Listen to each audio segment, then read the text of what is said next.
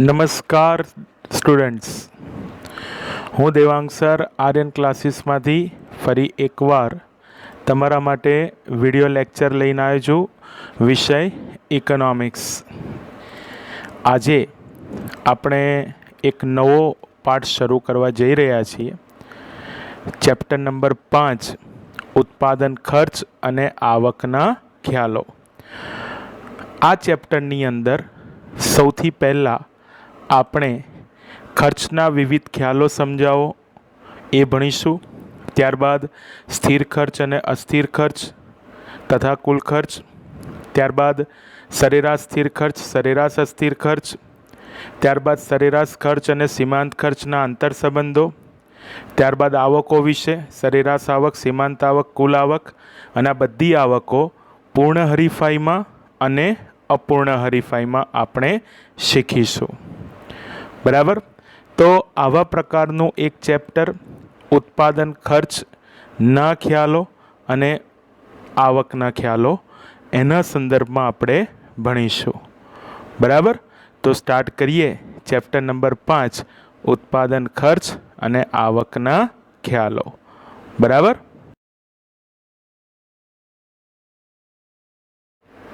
Okay students, હવે તમારી screen ઉપર એક નવો સવાલ આવે છે. ખર્ચના વિવિધ ખ્યાલો સમજાવો. ખર્ચના મુખ્ય 3 ખ્યાલો છે. નંબર 1 વાસ્તવિક ખર્ચ, નંબર 2 વૈકલ્પિક ખર્ચ અને નંબર 3 નાણાકીય ખર્ચ. ટૂંકમાં ખર્ચના વિવિધ ખ્યાલો સમજાવો, આવો એક સવાલનો જવાબ જે પૂછે તેમાં આપણે મુખ્ય 3 ખ્યાલો વિશેની સમજૂતી આપવી પડે. વાસ્તવિક ખર્ચ, વૈકલ્પિક ખર્ચ અને નાણાકીય ખર્ચ. બરાબર. અને આ 3 પ્રકારના ખર્ચની વિગત હવે આપણે એક પછી એક બરાબર વિગત પ્રમાણે જોઈશું. આ ખ્યાલની વિગત આપણી પાસે એક નોલેજ તરીકે હોય તો આપણે ખર્ચની આખી વિગત, ઉત્પાદન ખર્ચની આખી વિગત વ્યવસ્થિત રીતે સમજી શકીએ. બરાબર. તો સૌથી પહેલાં વાસ્તવિક ખર્ચ. બરાબર. બહુ સિસ્ટમેટિક વિગતથી જઈએ. સૌથી પહેલાં એનો અર્થ. ઉત્પાદન પ્રક્રિયામાં શ્રમિક, નિયોજક, મૂડીપતિ જે માનસિક અને શારીરિક કષ્ટ ઉઠાવે છે તે વસ્તુના ઉત્પાદનનો વાસ્તવિક ખર્ચ છે. ઉત્પાદન પ્રક્રિયામાં શ્રમિક, નિયોજક, મૂડીપતિ જે શારીરિક અને માનસિક કષ્ટ ઉઠાવે છે તે વસ્તુના ઉત્પાદનનો વાસ્તવિક ખર્ચ છે. વાસ્તવિક ખર્ચનો ખ્યાલ દુનિયાના પ્રશિષ્ટ અર્થશાસ્ત્રીઓ દ્વારા રજૂ થયો છે. તેઓના મતે વાસ્તવિક ખર્ચનો ખ્યાલ શ્રમ અને જમીન જેવા ઉત્પાદનના મૂળ સાધનોના સંદર્ભમાં રજૂ થયો છે. પરંતુ આધુનિક અર્થશાસ્ત્રીઓના મતે મૂડી રોકનાર અને નિયોજક વર્ગની દૃષ્ટિએ આ પ્રકારના ખ્યાલનો વિચાર કરવામાં આવે છે. દાખલા તરીકે, ઉત્પાદન કાર્ય કરતા શ્રમિકોને થાક લાગે, કંટાળો આવે, ત્રાસ લાગે, નિયોજકને ધંધાની ચિંતા થાય, અનિશ્ચિતતાનો અનુભવ થાય, બિનસલામતીનો તે સામનો કરે તો તે ઉત્પાદનનો વાસ્તવિક ખર્ચ છે. બરાબર. આ સંપૂર્ણ સમજૂતીથી વાસ્તવિક ખર્ચની. પણ એક નવા તમારા માટે નામ આવ્યા, પ્રશિષ્ટ અર્થશાસ્ત્રી અને આધુનિક અર્થશાસ્ત્રી. તો હું તમને ખાસ કહીશ કે પ્રશિષ્ટ એટલે જૂના, 20મી સદી પહેલાંના, અને આધુનિક એટલે 20મી સદી પછીના. એટલે 20મી સદી દરમિયાન જે કંઈ થયા બધા, એના પછીના બધા આધુનિક, એની પહેલાંના બધા બરાબર કીધું એ પ્રમાણે શું કહેવાય? પ્રશિષ્ટ. બરાબર. તો આવી એક ચર્ચા હોય. હવે માપનની મુશ્કેલી, દેટ મીન્સ વાસ્તવિક ખર્ચના માપનની મુશ્કેલીઓ, એની મર્યાદાઓ પણ કહી શકાય. ટોટલ 5 મુદ્દા આવશે. એક પછી એક જોઈએ. નંબર 1, વાસ્તવિક ખર્ચનો ખ્યાલ નાણાં સ્વરૂપમાં રજૂ થતો નથી. નંબર 2, વાસ્તવિક ખર્ચનો ખ્યાલ માનસિક અને આત્મલક્ષી છે. માનસિક એટલે મનોવૈજ્ઞાનિક. નંબર 3, વાસ્તવિક ખર્ચ સામાજિક ખર્ચની દ્રષ્ટિએ પણ માપી શકાતો નથી. નંબર 4, શ્રમિકને લાગતા થાક, કંટાળો, ત્રાસ વગેરે જેવી બાબતો માપી શકાતી નથી. નંબર 5, વાસ્તવિક ખર્ચ એ બિન નાણાકીય ખર્ચ છે. બરાબર. આ 5 બાબતોના આધારે છેલ્લે આપણને કન્ક્લુઝન એ મળે કે વાસ્તવિક ખર્ચ માપી શકાતો નથી એ માનસિક અને આત્મલક્ષી ખ્યાલ છે. તો આવી એક રજૂઆત આપણે વાસ્તવિક ખર્ચ માટે આપી શકીએ. બરાબર. હવે આગળ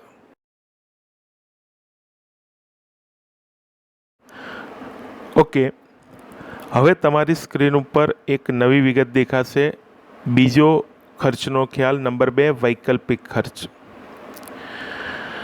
વૈકલ્પિક ખર્ચનો ખ્યાલ ઓસ્ટ્રિયન અર્થશાસ્ત્રીઓ દ્વારા રજૂ કરવામાં આવ્યો છે. ઓસ્ટ્રિયન.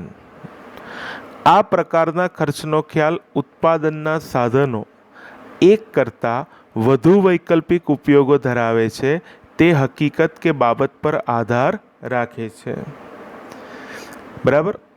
યુરોપમાં એક દેશ છે ઓસ્ટ્રિયા. ત્યાંના અર્થશાસ્ત્રીઓએ વૈકલ્પિક ખર્ચનો ખ્યાલ રજૂ કર્યો.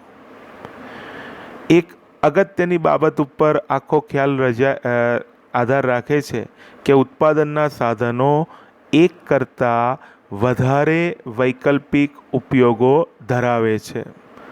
ટૂંકમાં વિકલ્પો આવે એટલે પસંદગી આવે, એટલે પસંદગીવાળી વિગતને આધારે આ ખર્ચનો ખ્યાલ રજૂ કરવામાં આવે છે. બરાબર.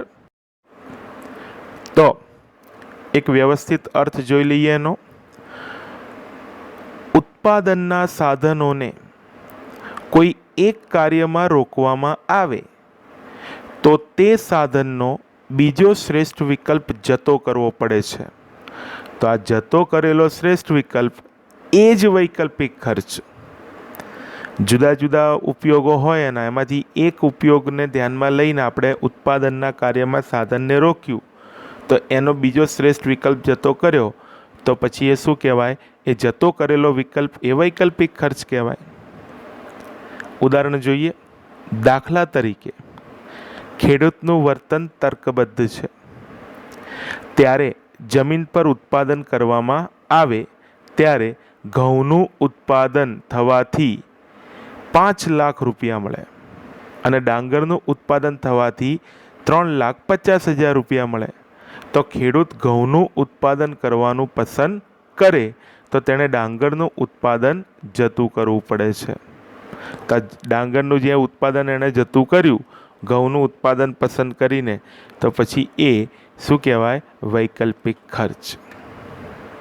તો આવી એક વાત હોય. આ અર્થ અને ઉદાહરણ સાથે આપણે વિગત જોઈ તો જે શ્રેષ્ઠ વિકલ્પ પસંદ કરીને સામે જે જતો કરીએ, બરાબર, તો એ જે જતું કર્યું ને એ કહેવાય વૈકલ્પિક ખર્ચ. બરાબર. અને હવે વૈકલ્પિક ખર્ચના માપનની મુશ્કેલીઓ. 2 મુદ્દા આવશે. નંબર 1, એકોપયોગી સાધન. જો ઉત્પાદનનું સાધન માત્ર એક જ પ્રકારનો ઉપયોગ ધરાવતું હોય તો તેનો વૈકલ્પિક ખર્ચ નક્કી થઈ શકતો નથી. કોઈ ઉત્પાદનનું સાધન એવું હોય કે જેનો માત્ર એક જ પ્રકારનો ઉપયોગ હોય તો પછી એનો વૈકલ્પિક ખર્ચ નક્કી થઈ શકતો નથી. એઝ ફોર એક્ઝામ્પલ ઘાસના મેદાનો. દાખલા તરીકે ઘાસના મેદાનો. હવે કોઈ એક મોટા મેદાન છે જ્યાં આગળ ફક્ત ને ફક્ત ઘાસ જ ઉગે છે, તેનો એક જ ઉપયોગ થયો, બીજો કોઈ ત્યાં આગળ કોઈ બીજી વનસ્પતિ કે કોઈ ઉગી શકતું નથી. તેવા સંજોગોમાં, બરાબર, એ વૈકલ્પિક ખર્ચનો ખ્યાલ ત્યાં લાગુ પાડી શકાતો નથી. બરાબર. ટૂંકમાં એક જ પ્રકારનો સાધનનો ઉપયોગ હોય એવા સાધનો માટે વૈકલ્પિક ખર્ચનો ખ્યાલ એ લાગુ પાડી શકાતો નથી, માટે એ એની માપનની મુશ્કેલી કહેવાય. બરાબર. નંબર 2, વિશિષ્ટ ઉપયોગ ધરાવતા સાધનો. જ્યારે ઉત્પાદનના સાધનોનો વિશિષ્ટ પ્રકારનો ઉપયોગ હોય ત્યારે આ ખ્યાલ ઉપયોગી બનતો નથી. આવા સમયે વળતર સાધન માંગને આધારે નક્કી કરવામાં આવે છે. ટૂંકમાં કોઈ સાધનનો વિશિષ્ટ પ્રકારનો ઉપયોગ હોય ત્યારે આ પ્રકારની વિગત લાગુ પાડી શકાતી નથી.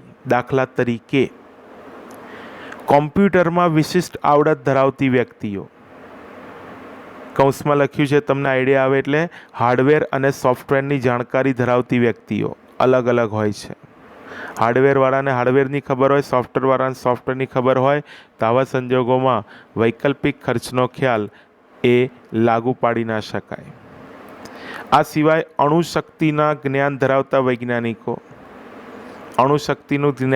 વૈજ્ઞાનિકો, અણુશક્તિમાંથી બોમ્બ બનાવનારા વૈજ્ઞાનિકો જુદા હોય અને અણુશક્તિમાંથી વિદ્યુત એટલે કે વીજળી ઉત્પન્ન કરનારા વૈજ્ઞાનિકો જુદા હોય.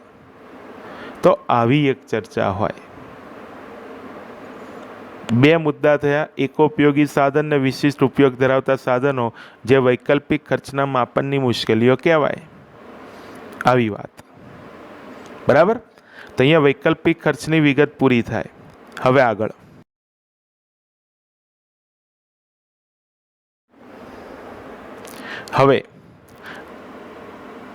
ત્રીજો ખર્ચ, નંબર 3, નાણાકીય ખર્ચ.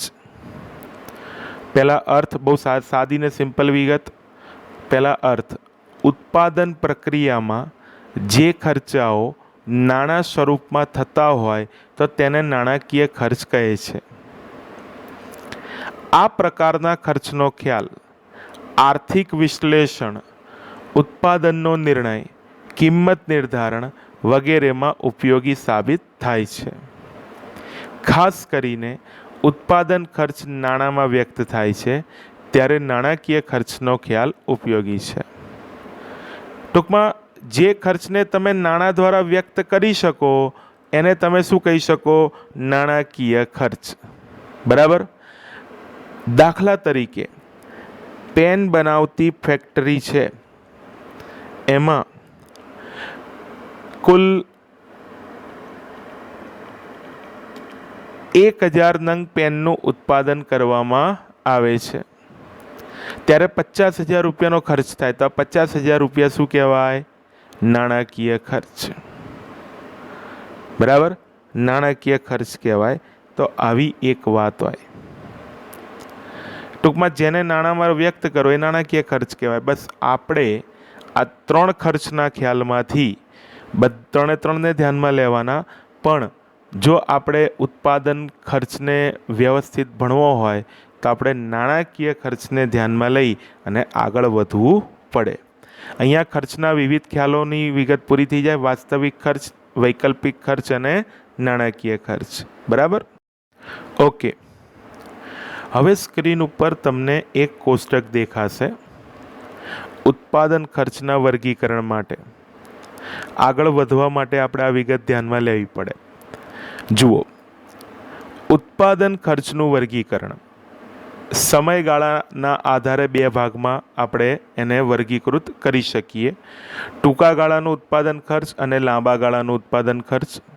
ટૂંકા ગાળાના ઉત્પાદન ખર્ચમાં 2 ખર્ચ આવે: સ્થિર ખર્ચ અને અસ્થિર ખર્ચ. આ સ્થિર ખર્ચને ઉત્પાદનના એકમો વડે ભાગીએ તો સરેરાશ સ્થિર ખર્ચ મળે અને અસ્થિર ખર્ચને ઉત્પાદનના એકમો વડે ભાગીએ તો સરેરાશ અસ્થિર ખર્ચ મળે. આ સરેરાશ સ્થિર ખર્ચ અને સરેરાશ અસ્થિર ખર્ચનો સરવાળો કરો તો સરેરાશ ખર્ચ મળે અને એ સરેરાશ ખર્ચમાં છેલ્લા એકમનું ખર્ચ હોય તો સીમાંત ખર્ચ મળે. ટૂંકમાં આ રીતની એક આખી વિગત હવે આપણે ભણવા જઈશું. એમ જુદા જુદા ખર્ચના ખ્યાલોની વિગત આકૃતિના સંદર્ભમાં હવે આપણે આગળ ભણવા જઈશું. બરાબર. ઓકે.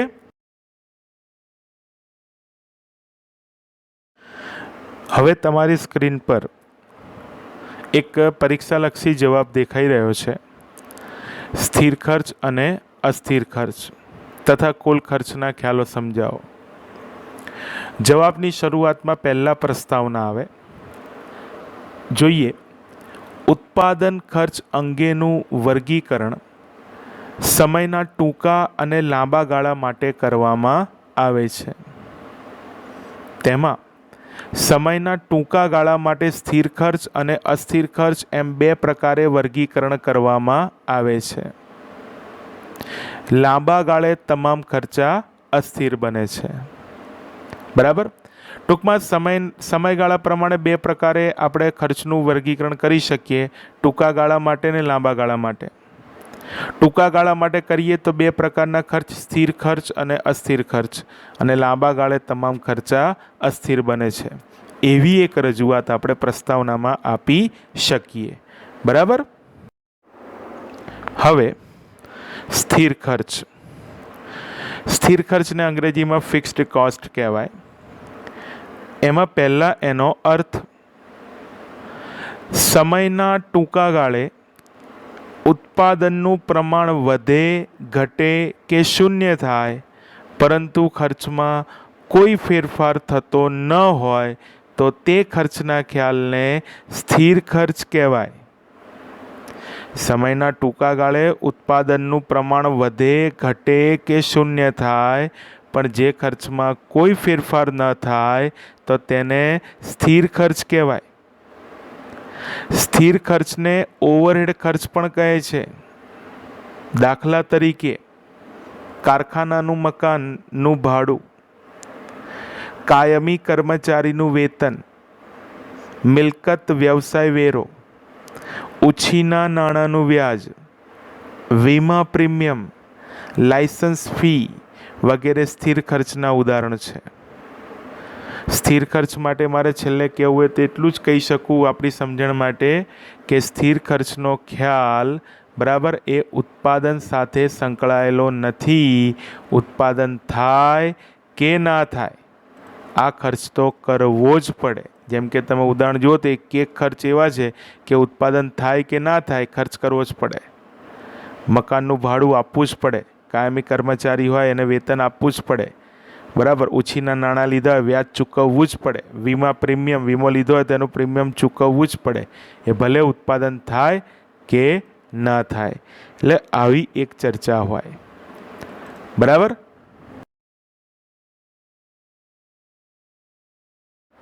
હવે આગળ સ્ક્રીન ઉપર તમને દેખાશે અનુસૂચિ અને આકૃતિનું હેડિંગ। અનુસૂચિ જોઈએ। સ્ક્રીન ઉપર તમને એક અનુસૂચિ દેખાશે। ઉત્પાદનનું પ્રમાણ અને કુલ સ્થિર ખર્ચ રૂપિયામાં આપેલો છે। ઉત્પાદનનું પ્રમાણ 0, 10, 20, 30, 40, 50 એવી રીતે આપેલું છે, અને કુલ સ્થિર ખર્ચ દરેક ઉત્પાદનના પ્રમાણમાં સરખો જોવા મળે છે, એટલે કે 100 રૂપિયા આપેલો છે। આ માહિતી પરથી બાજુમાં આકૃતિ જોઈએ। હવે સ્ક્રીન ઉપર તમને આકૃતિ દેખાશે। આકૃતિમાં એક્સ ધરી પર ઉત્પાદનનું પ્રમાણ દેખાશે અને વાય ધરી પર કુલ સ્થિર ખર્ચ દેખાશે। આકૃતિમાં એક્સ ધરીને સમાંતર રેખા TFC એ કુલ સ્થિર ખર્ચ રેખા છે। એમાં તમે જુઓ ABCDEF બિંદુઓને જોડતી રેખા છે। એ બિંદુ એવું બતાવે છે કે ઉત્પાદન 0 છે તો ખર્ચ 100 રૂપિયા છે। બી બિંદુ એવું બતાવે છે 10 ઉત્પાદનનું પ્રમાણ છે ત્યારે ખર્ચ 100 રૂપિયા છે। CDEF આ બધા બિંદુઓ એવું બતાવે છે કે ઉત્પાદનનું પ્રમાણ ભલે જુદું જુદું હોય, વધતું હોય, પણ સ્થિર ખર્ચ એનો એ જ રહે છે। બરાબર। ટૂંકમાં ઉત્પાદન સાથે આ ખર્ચને કોઈ લેવા દેવા નથી। ઉત્પાદન વધે, ઘટે કે શૂન્ય થાય તો પણ આ ખર્ચમાં કોઈ ફેરફાર થતો નથી। તો આવી એક રજૂઆત અનુસૂચિ આકૃતિ દ્વારા આપી શકાય। બરાબર। હવે આકૃતિની સમજૂતી। આકૃતિમાં એક્સ ધરી પર ઉત્પાદનનું પ્રમાણ અને વાય ધરી પર કુલ સ્થિર ખર્ચ દર્શાવેલા છે। એક્સ ધરીને સમાંતર આવેલી TFC રેખા એ કુલ સ્થિર ખર્ચની રેખા છે। ટીએફસી રેખા દર્શાવે છે કે ઉત્પાદન વધે, ઘટે કે શૂન્ય થાય તો પણ આ ખર્ચમાં કોઈ જ ફેરફાર થતો નથી અને તેથી ટીએફસી રેખા હંમેશા એક્સ ધરીને સમાંતર જોવા મળે છે. બરાબર, તો આવી વાત. એક્સ ધરીને સમાંતર રેખા કુલ સ્થિર ખર્ચની રેખા જે દર્શાવે છે ઉત્પાદન વધે, ઘટે કે શૂન્ય હોય તો પણ સ્થિર ખર્ચમાં કોઈ ફેરફાર થતો નથી. સ્થિર ખર્ચ એટલો ને એટલો જ રહે છે. બરાબર, તો આ રીતે સ્થિર ખર્ચની સમજૂતી અનુસૂચિ આકૃતિ દ્વારા આપી શકાય. બરાબર, હવે આગળ. હવે સ્ક્રીન ઉપર તમે જુઓ અસ્થિર ખર્ચનું હેડિંગ દેખાશે. અસ્થિર ખર્ચ એટલે વેરિયેબલ કોસ્ટ અંગ્રેજીમાં એને કહેવાય. સિસ્ટમથી જઈએ તો સૌથી પહેલાં આવશે અર્થ. સમયના ટૂંકા ગાળામાં જો ઉત્પાદન વધે તો ખર્ચ વધે, જો ઉત્પાદન ઘટે તો ખર્ચ ઘટે અને ઉત્પાદન શૂન્ય હોય તો ખર્ચ પણ શૂન્ય હોય તો તેને અસ્થિર ખર્ચ કહે છે. બરાબર, અસ્થિર ખર્ચને અસ્થાયી, પ્રત્યક્ષ અથવા મુખ્ય ખર્ચ પણ કહે છે. અસ્થિર ખર્ચને ઉત્પાદન સાથે સીધો સંબંધ છે અને પ્રોફેસર માર્શલ અસ્થિર ખર્ચને મુખ્ય ખર્ચ તરીકે ઓળખાવે છે. દાખલા તરીકે કાચા માલની કિંમત, બળતણનું ખર્ચ, વીજળીનું બિલ, વાહન વ્યવહાર ખર્ચ, દૈનિક શ્રમિકોનું વેતન, ઉત્પાદન વેચાણ પરના વેરાઓ આ બધા અસ્થિર ખર્ચના ઉદાહરણ છે. બરાબર, ટૂંકમાં ઉત્પાદન વધે, ખર્ચ વધે, ઉત્પાદન ઘટે, ખર્ચ ઘટે ને ઉત્પાદન શૂન્ય તો ખર્ચ પણ શૂન્ય. એટલે જે પ્રમાણમાં ઉત્પાદન હોય એ જ પ્રમાણમાં ખર્ચ હોય તો એ અસ્થિર ખર્ચ કહેવાય. બરાબર, એટલે અસ્થિર ખર્ચને ઉત્પાદન સાથે સીધો સંબંધ છે એવું પણ આપણે કહી શકીએ. પ્રોફેસર માર્શલ અસ્થિર ખર્ચને મુખ્ય ખર્ચ તરીકે ઓળખાવે છે. બરાબર, હવે અનુસૂચિ અને આકૃતિ. પહેલાં જોઈએ અનુસૂચિ. સ્ક્રીન ઉપર એક અનુસૂચિ તમને દેખાશે. ઉત્પાદનનું પ્રમાણ અને કુલ અસ્થિર ખર્ચ રૂપિયામાં. બરાબર, ઉત્પાદનનું પ્રમાણ અને કુલ અસ્થિર ખર્ચ રૂપિયામાં. ઉત્પાદનનું પ્રમાણ 0, 10, 20, 30, 40, 50. અસ્થિર ખર્ચ ધ્યાન રાખજો બોલું એ પ્રમાણે. બરાબર, સૌથી પહેલાં 0 આવશે. બરાબર, પછી 80. બરાબર, યાદ રાખવાનું તમારે 80. પછી એમાં 70 ઉમેરો તો 150 આવશે. 150 આવી ગયા. હવે એમાં 60 ઉમેરો તો 210 આવશે. બરાબર, 210 આવી ગયા. હવે એમાં 80 ઉમેરો તો 290 આવશે. બરાબર, 290 આવી ગયા. હવે એમાં 10 ઉમેરો તો 390 આવશે. આ રીતે આંકડા આપણે લખવાના યાદ રાખીને કે જેથી કરીને આપણે અસ્થિર ખર્ચનો એક ઢોળાવ મેન્ટેન કરી શકીએ. આ ધ્યાન રાખજો. પહેલાં 70 ઉમેરો, પછી 60 ઉમેરો, પછી 80 ઉમેરો અને પછી 100 ઉમેરો. એ રીતે આપણે યાદ રાખવાનું. બરાબર, તો આ થઈ અનુસૂચિ. હવે આકૃતિ. સ્ક્રીન ઉપર તમને અસ્થિર ખર્ચની એક વ્યવસ્થિત આકૃતિ દેખાશે જેમાં એક્સ ધરી પર ઉત્પાદનનું પ્રમાણ દેખાશે અને વાય ધરી પર કુલ અસ્થિર ખર્ચ દેખાશે. એક ધન ઢાળ ધરાવતી રેખા દેખાશે જે ઉગમ બિંદુ શૂન્યથી નીચેથી ઉપરની તરફ જઈ રહી છે. ABCDEF બિંદુઓ દેખાશે, એને જોડતી રેખા છે અસ્થિર ખર્ચ રેખા. એ બિંદુ એવું બતાવે છે કે ઉત્પાદનનું પ્રમાણ શૂન્ય તો કુલ ખર્ચનું પ્રમાણ શૂન્ય. બી બિંદુ બતાવે છે કે 10 ઉત્પાદનનું પ્રમાણ છે ત્યારે 80 અસ્થિર ખર્ચ છે. બી બિંદુ બતાવે છે. બરાબર, એવું. સી બિંદુ બતાવે છે કે 20 ઉત્પાદનનું પ્રમાણ ત્યારે 150 અસ્થિર ખર્ચ. ડી બિંદુ બતાવે છે કે 30 ઉત્પાદનનું ખર્ચ ત્યારે 210 એ ઉત્પાદન અસ્થિર ખર્ચ.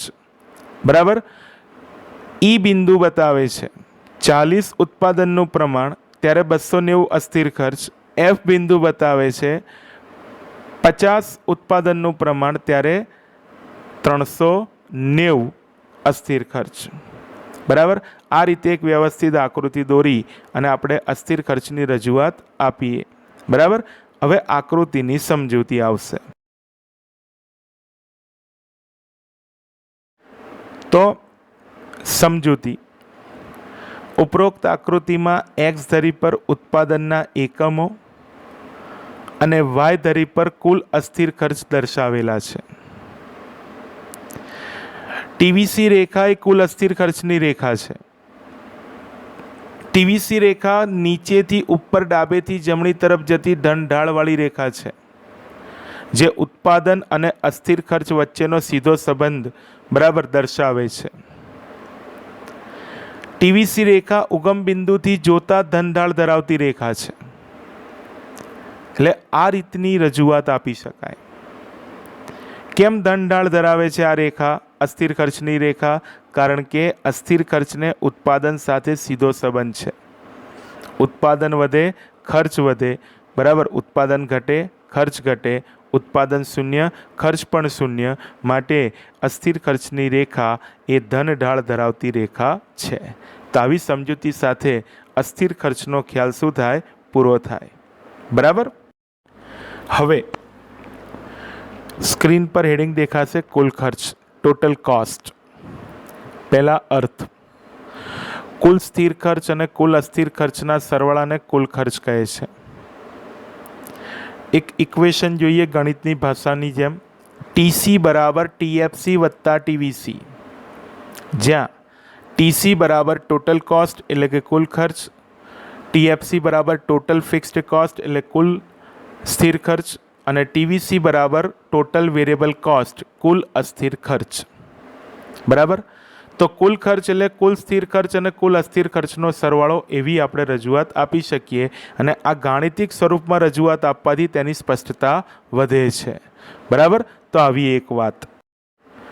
હવે કુલ ખર્ચ માટે અનુસૂચિની આકૃતિ અને તેની સમજૂતી.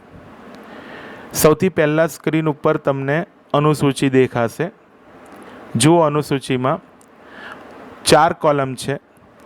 ઉત્પાદનનું પ્રમાણ, કુલ સ્થિર ખર્ચ, કુલ અસ્થિર ખર્ચ અને કુલ ખર્ચ.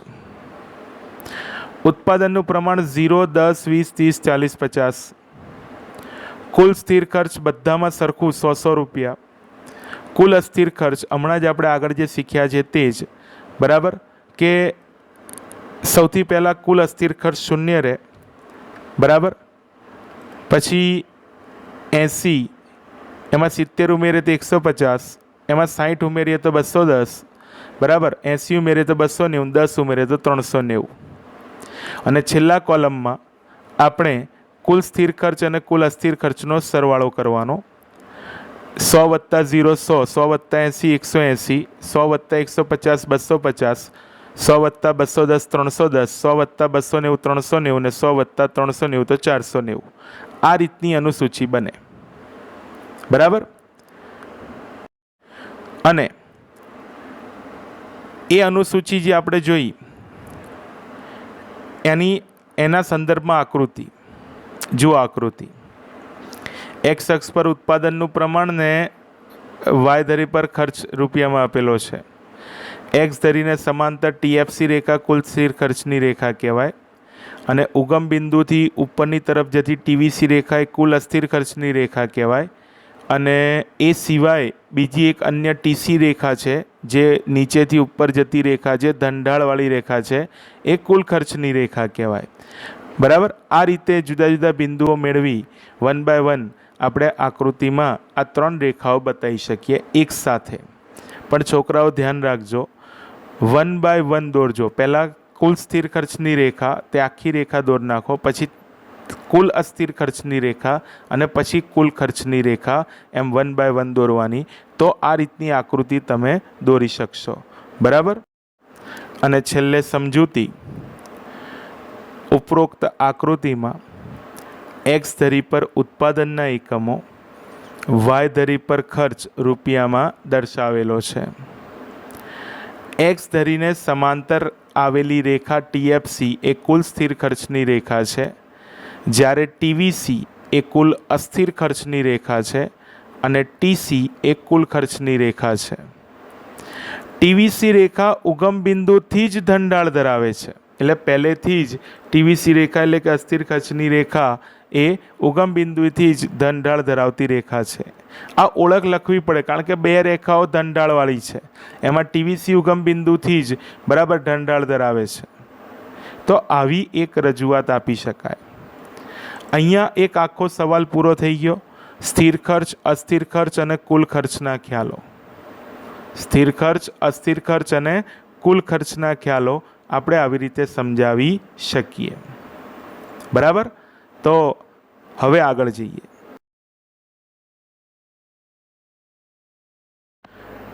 ઓકે, એક તફાવત જોઈ લઈએ સ્થિર ખર્ચ અને અસ્થિર ખર્ચ વચ્ચેનો.